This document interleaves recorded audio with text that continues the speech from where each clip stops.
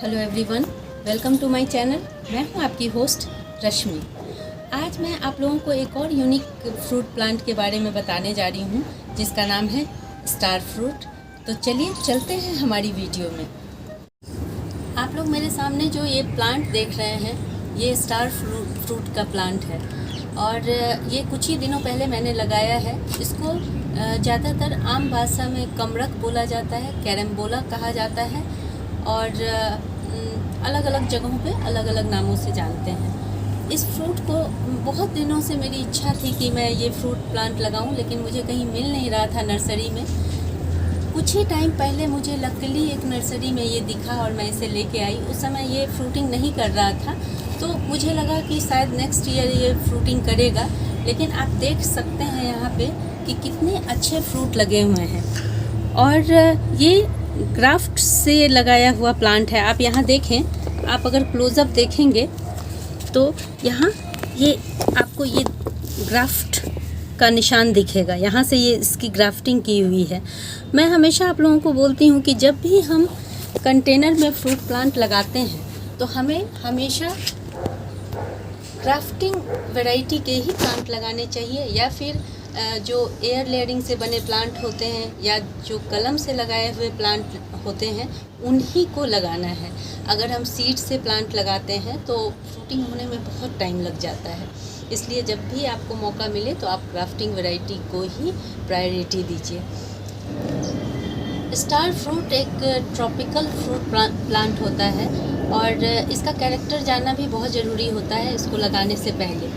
तो ये जनरली जो गर्म क्लाइमेट होते हैं उसी में फ्रूटिंग करता है। ठंड में 2 महीने डोरमेंसी पीरियड में चला जाता है। और आप देखें, आपको एक और इम्पॉर्टेंट चीज़ मैं दिखाना चाहती हूँ। आप देखें यहाँ पे इसकी फ्रूटिंग तो हो रही है और साथ ही साथ इसके ब्रांच में ये फ्लावरिंग भी, ये छोटे छोटे बर्ड आपको दिखाई दे रहे होंगे। यहाँ काफ़ी छोटे छोटे हैं। फ्रूटिंग के साथ साथ ही थ्रू आउट सालों भर इसमें फ्लावरिंग होती रहती है।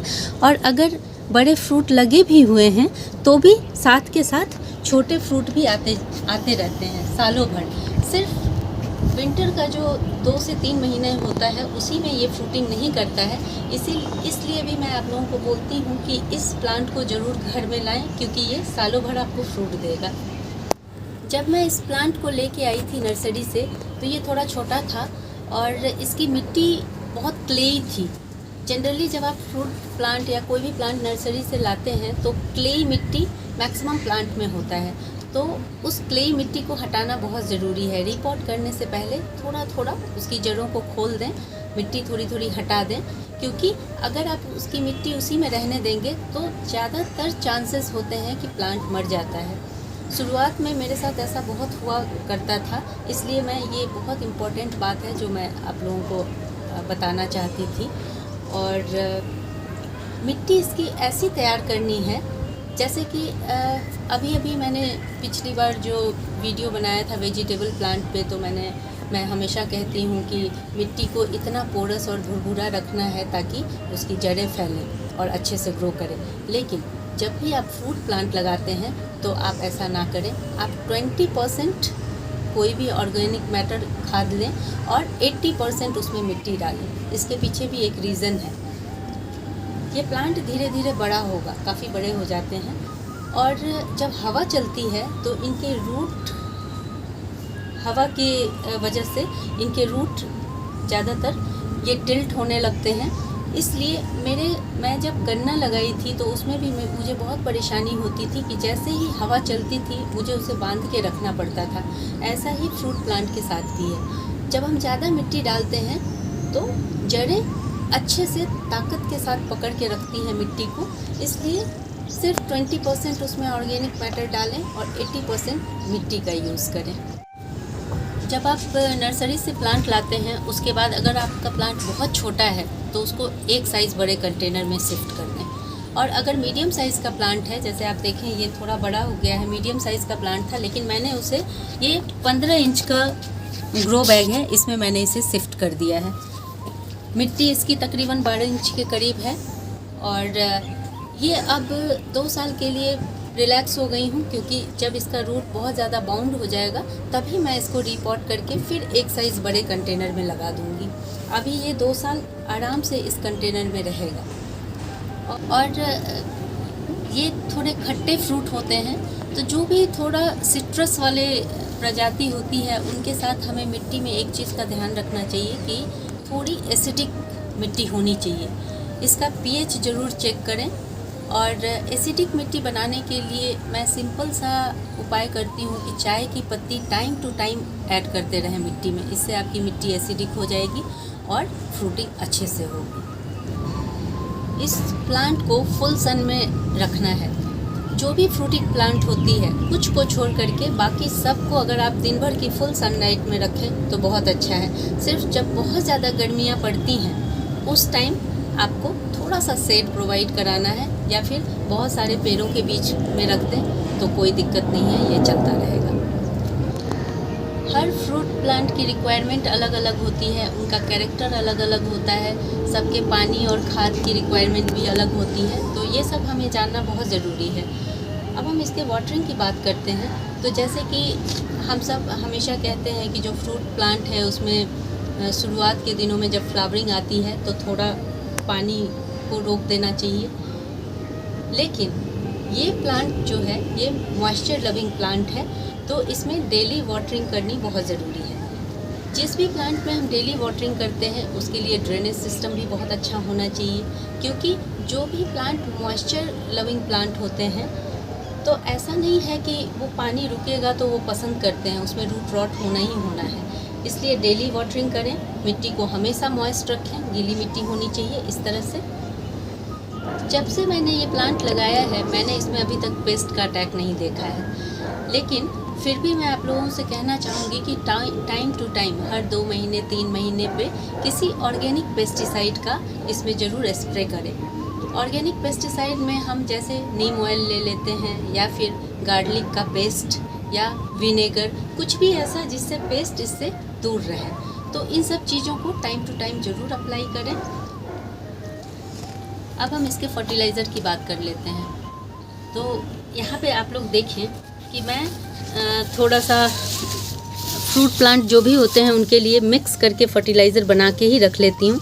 इसमें काउडंग मैन्योर है, और एक पार्ट काउडंग मैन्योर है, एक पार्ट बोन मील है, एक पार्ट नीम की खली डाला हुआ है मैंने। तो इस तरह से मैं ये तैयार करके रखती हूँ ताकि मेरे को इसमें देने में कोई परेशानी ना हो। और हर 3 से 4 महीने पे आप ये तीनों जो मैंने कॉम्बिनेशन आप लोगों को बताया है ये इसमें ऐड करते रहें हर 3 से 4 मंथ में। और चूँकि जो भी फ्रूट प्लांट होते हैं वो फूड को अपने तने में स्टोर करके रखते हैं, इसलिए ये स्लो रिलीज फर्टिलाइज़र इनके बहुत काम आता है। धीरे टाइम टू टाइम ये इसको स्टोर करते रहते हैं, और जब फ्रूटिंग और फ्लावरिंग का टाइम आता है तो ये अपना फूड खुद ब खुद अपने तने से ले लेते हैं। तो ऐसा नहीं है कि जब भी बर्ड दिखे तभी हमें इसमें डालना है, ऐसा नहीं है।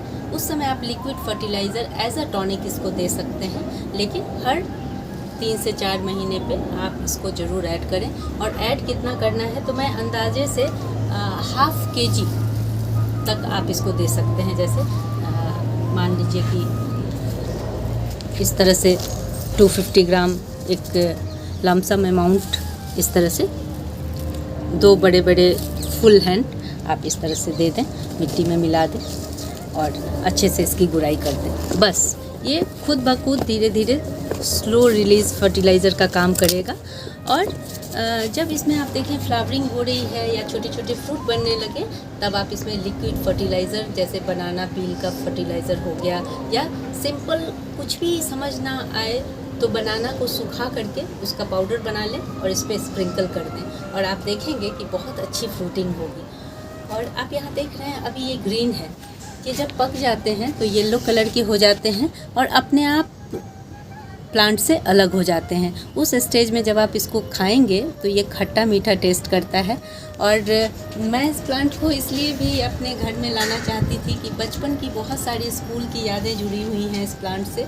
जब भी हम छोटे थे और अपने स्कूल में छुट्टियां होती थी तो हमारे स्कूल के बाहर टोकरी में, छोटी छोटी टोकरियों में लेके बैठे रहते थे वहाँ पे बहुत सारे वेंडर जो थे, और उस समय से हम लोगों को हैबिट पड़ गई थी इस फ्रूट की। और चूँकि मुझे मिल नहीं रहा था, लेकिन आप लोग भी टाइम टू टाइम ढूंढते रहें, ये प्लांट ज़रूर नर्सरी में, आजकल हर नर्सरी में अवेलेबल हो जाते हैं।